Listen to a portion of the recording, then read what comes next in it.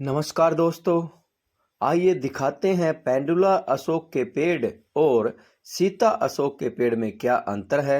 इस तरह की जानकारी के लिए चैनल को सब्सक्राइब करें, बेल आइकन का बटन दबाएं, वीडियो को शेयर करें और यदि कोई प्रकृति के बारे में कोई सुझाव है तो कमेंट बॉक्स में ज़रूर लिखें। यह जो आप देख पा रहे हैं यह पेंडुला अशोक है, यानी कि आजकल जो पेड़ लगाए जा रहे हैं अशोक के, वह इसी नस्ल के लगाए जाते हैं, इसी तरह के लगाए जाते हैं, इसी टाइप के लगाए जाते हैं और इसी कारण से लगाए जाते हैं। यह पेड़ लगाने के बाद यह पेड़ सीधा सीधा ऊपर की तरह जाता है, एक शाखा के साथ। इसमें अलग अलग शाखाओं का फुटाव नहीं होता है, वो बड़ी नहीं होती हैं। यह पेड़ छायावान नहीं होता है। इस पेड़ के अंदर फल नहीं लगता है, बीज नहीं बनता है। यह अशोक का पेड़ अधिकतर घरों के आसपास, अधिकतर संस्थानों में और अधिकतर आपको देखने को मिलेगा, क्योंकि इसका प्रचलन ज़्यादा हो गया है। आजकल लोग पेड़ पर्यावरण प्रदूषण, फल,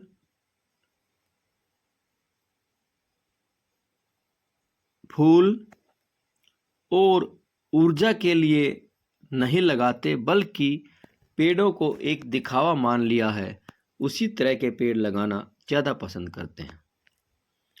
पेंडुला अशोक लगाने का फ़ायदा क्या बताएं? इसका कोई फ़ायदा नहीं है, क्योंकि आपने यदि पेड़ लगाया और वह पेड़ धरती माँ, प्रकृति माँ को सजा नहीं रहा है तो उसका क्या फ़ायदा। अभी ये दूसरा जो पेड़ देख रहे हैं, यह पेड़ है सीता अशोक। यह एक भारी पेड़ बनता है।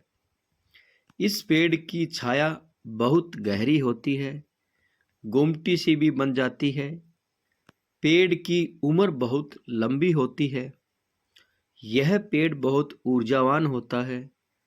इस पेड़ के अंदर फल लगता है और उस फल से बीज बनते हैं और वह बीज खजूर की तरह के होते हैं।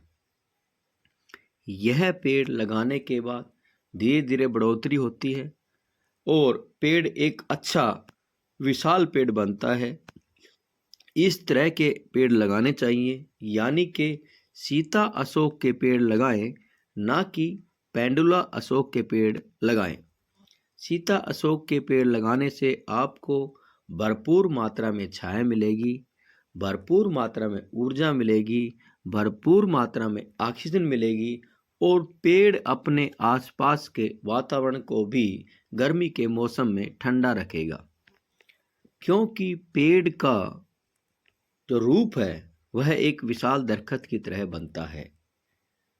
वह एक दीवार की तरह सीधा खड़ा नहीं रहता है, एक सिंगल नहीं रहता है, उसके अपना आकार बनता है और इस पेड़ के अंदर पक्षी भी घोंसला बनाते हैं। इस पेड़ के अंदर बहुत सारे पक्षी आश्रय लेते हैं। इस पेड़ का गुणगान भी गजब है। सीता अशोक एक पवित्र पेड़ माना गया है। कहते हैं कि अशोक वाटिका में सीता माता सीता अशोक के नीचे बैठी थी। श्रीलंका में जब सीता माता अशोक वाटिका में थी तो वह अशोक के पेड़ के नीचे ही बैठती थी। यही वह सीता अशोक बोलते हैं। और सीता अशोक के अनगिनत फायदे हैं। पूजा में इसके पत्ते का उपयोग होता है। इसका पेड़ घर के बाहर लगाना बहुत शुभ माना जाता है। यह एक पूजनीय पेड़ है। इस पेड़ में बीमारी भी कम आती है, क्योंकि जो गुणवान पेड़ होता है उसमें बीमारियां कम आती हैं। उसका डीएनए मजबूत होता है। उसके पैतृक गुण जो हैं, उसके अपने जो खानदानी गुण हैं, वह उन बीमारियों को झेल लेते हैं। दूसरा, इस तरह के पेड़ लगाने का फ़ायदा, आप इनकी छाया का अनुभव कर सकते हैं। लंबे लंबे पत्ते होते हैं। आप देख रहे हैं 2 रंग के पत्ते हैं इस पेड़ के। यह कच्चे फुटाव वाले पत्ते हैं और बारिश के मौसम में, हल्की फुल्की बारिश में तो नीचे बूंद भी नहीं आती है। इस तरह की गुमटी यह पेड़ बना लेता है। इसी को कहते हैं सीता अशोक। यह जो पत्ते देख रहे हो, यह सीता अशोक के पत्ते हैं। लंबे लंबे बिल्कुल गहरे हरे रंग के इसके पत्ते होते हैं। यह पेड़ पतझड़ नहीं आता है, इस पेड़ में पत्ते भी आते रहते हैं और पके हुए पत्ते भी गिरते रहते हैं, यानी कि दोनों चीज समानांतर चलती रहती हैं। कभी भी पेड़ पूरी तरह सूखता नहीं है। पूरे वर्ष हरे रंग का पेड़ रहता है, पूरे वर्ष छायावान पेड़ रहता है, पूरे वर्ष ऊर्जावान पेड़ रहता है। हम बार बार इस बात पर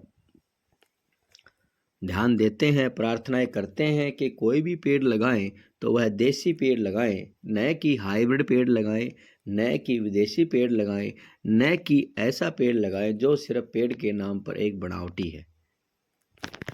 यह उदाहरण आपको दोनों पेड़ों का दिया और अंतर आपका दोनों पेड़ों का आपने महसूस किया कि दोनों में क्या अंतर है। और पेड़ लगाते टाइम यह ध्यान देने योग्य विषय है कि पेड़ की किस्म क्या है और पेड़ के गुण क्या हैं और पेड़ को लगाने का क्या फायदा है। वीडियो बनाने का उद्देश्य प्रकृति धरती माँ को बढ़ावा देना है। वीडियो अच्छी लगे तो कमेंट बॉक्स में ज़रूर लिखें।